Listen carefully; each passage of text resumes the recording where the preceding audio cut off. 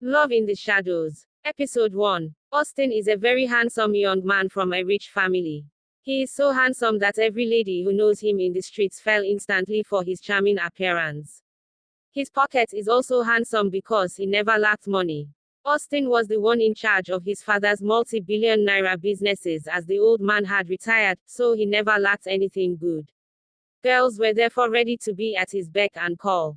Even the ones he never wanted fell for him and were eager to come home and wash his clothes for free.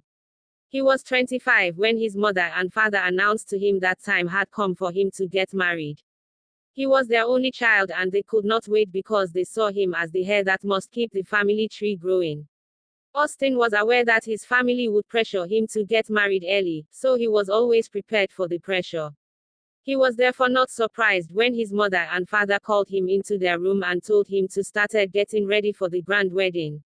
However, what shocked him was that his parents had handpicked a woman he was expected to marry.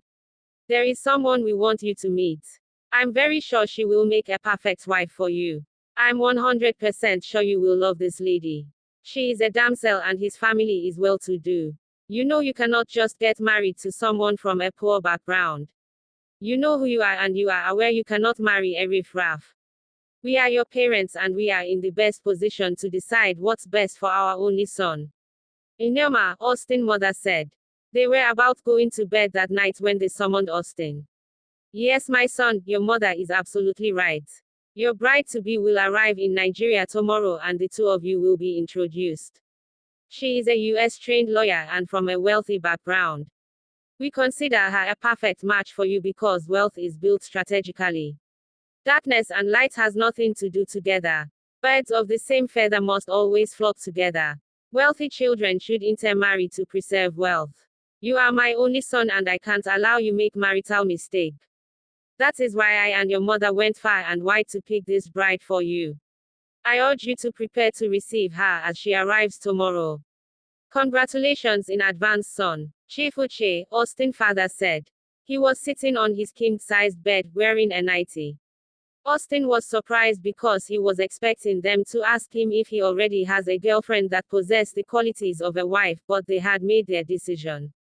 Austin had never disobeyed his parents. In fact, he considered it a taboo to tell them no.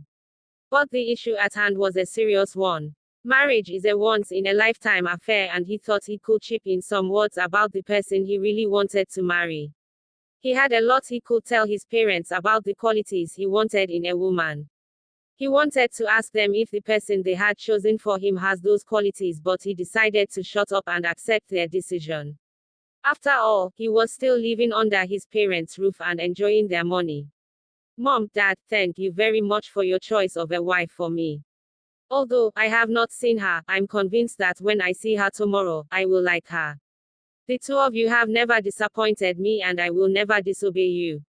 I believe in your wisdom and I promise to respect the choice you made for me. When this woman arrives tomorrow, I will personally go to the airport to pick her up. Austin said as he bade his parents good night and went to bed. As he went to bed that night, he thought about his girlfriend, Bridget, who he had known since he was a teenager. In fact, he had lived and grown up with Bridget. He is unable to stay a day without thinking about her. It was because of Bridget that he refused to travel abroad for his university education. Instead, he told his parents that he wanted to study at a top university in Nigeria and they agreed. He had dreamt of getting married to Bridget one day, but he was aware of the obstacles. Bridget was their housemaid and he knew his parents would not allow them to get married. But he passionately loved Bridget not just because of her beauty but because of her humility and good heart. I'm not sure I can live happily without Bridget in my life. How am I going to cope? I can't even live a day without seeing her. Now, my parents want me to marry another woman all in the name of preserving wealth and family name.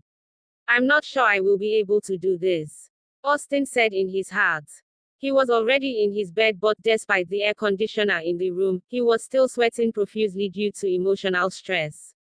He was heartbroken because he is aware that his parents don't issue threats, they are capable of forcing him to do exactly what they want. He was unable to take it, so he stood up from the bed and proceeded to the boys' quarters in compound as that was where Bridget lived. Bridget is an orphan and she had come to live with Austin's parents after her parents passed away many years ago. She was not adopted, but she was taken from the orphanage and put under the care of Austin's parents. Austin had fallen deeply in love with her and they became inseparable. They had managed to keep their relationship a top secret. What is the problem, my love? Bridget asked as soon as Austin stepped into the room. Bridget had a well-furnished room all to herself and she lacked nothing in the house. She just lacked money and a wealthy background, and that was counting against her. My parents want me to get married, Austin announced after a long pause. There was palpable tension in the room and Bridget knew all was not well. Thanks goodness, so we can now live together as husband and wife without hiding from anyone. I'm tired of hiding the fact that I'm in love with you. I can't wait for our wedding day so that I can declare it to the whole world that you are the love of my life. The news you just brought is the best thing I have heard today, Bridget said, jumping up and hugging Austin out of excitement. I'm not going to marry you.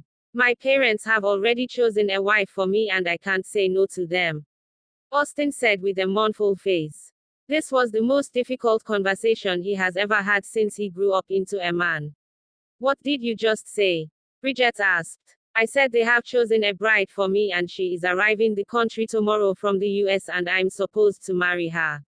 The wedding date has already been fixed.